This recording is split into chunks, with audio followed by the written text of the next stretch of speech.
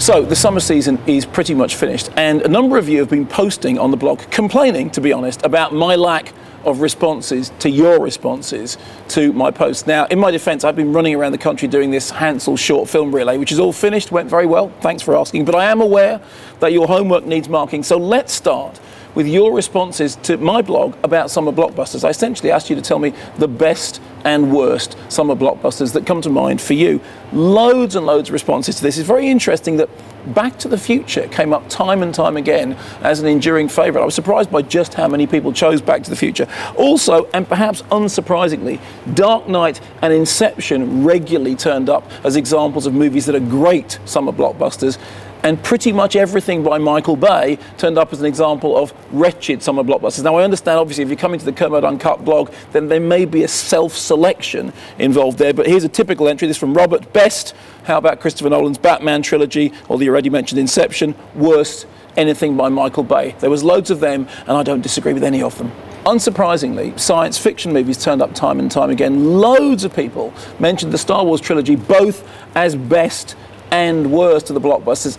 And loads of people also picked up on Fifth Element in both categories. This, for example, from Witchfinder, worst, The Fifth Element comes close to being the least interesting story ever told, and goes on to say, I worked in the cinema when Jurassic Park came out. The sheer joy on kids' faces means I know it impressed them. I had to watch it about 500 times, so I'm jaded, but I still think it's a blinder. But equally, other people stood up for Fifth Element. I remember very clearly being in Cannes when Fifth Element was first played, and it really divided the audience between those who thought it was a good bit of popcorn fun and those who went, Luc Besson, what has he done?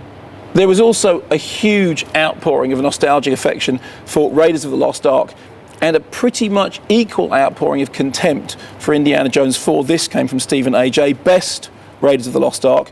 Worst, Batman and Robin, the film that killed a dozen careers. And a lot of you also said, well, without Batman and Robin, we wouldn't have had the Dark Knight trilogy. So, you know what, swings and roundabouts. This from Joe, which I really liked. I'm with you on Forrest Gump. I defended Forrest Gump. I've always been a defender of Forrest Gump. Me and Danny Boyle.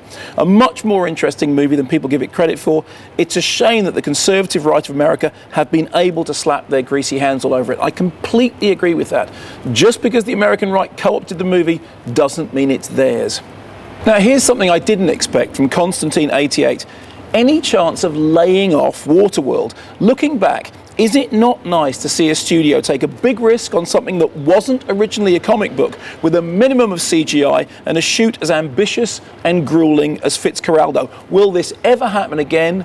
No. And on the same subject, Codependent writes, Waterworld didn't break even, Mark. I understand that it made 264 million, more than its alleged 175 million budget, but of course that's not twice the budget. And I have said at some length that in order to break even, a film has to take twice what it cost. However, in the case of Waterworld, it was one of those watershed moments, no pun intended, in which the ancillary sales actually pushed it finally into profit. But you're quite right.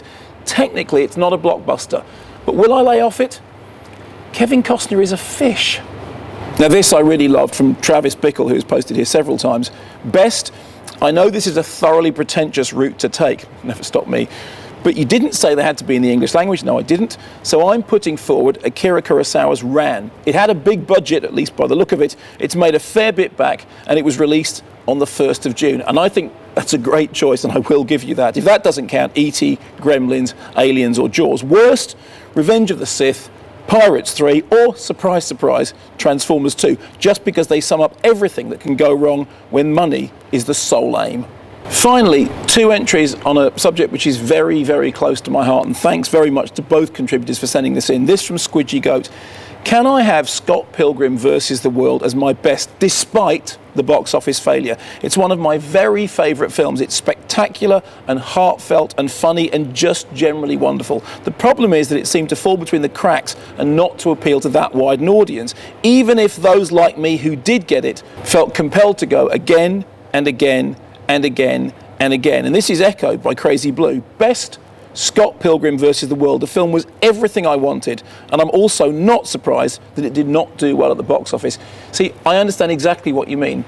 I've seen Scott Pilgrim loads of times. I think it's really funny, really charming, really wonderful. I compared it in a previous blog to Howard the Duck, a movie that cost and lost a fortune, but who cares? If that's the movie we get at the end, for us, it's a blockbuster.